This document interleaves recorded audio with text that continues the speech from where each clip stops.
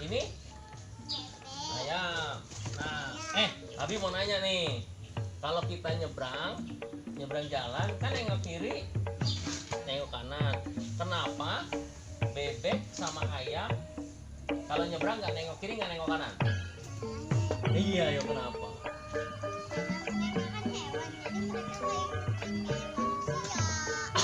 Bisa gitu, betul juga. Ayo, kenapa Iban? Kenapa kalau ayam sama bebek kalau nyebrang jalan nggak nengok kiri nggak nengok kanan? Iban tahu nggak?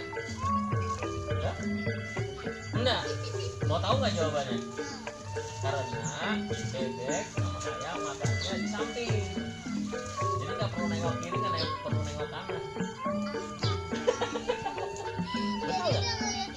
Iya, nggak nengok kiri nengok kanan karena matanya kan di samping, jadi nggak nengok kiri nggak nengok kanan. Awas ketiban, astagfirullah, ketiban. Jadi kalau ayam bunyinya gimana? Oh, bebek? Oh, kok sama?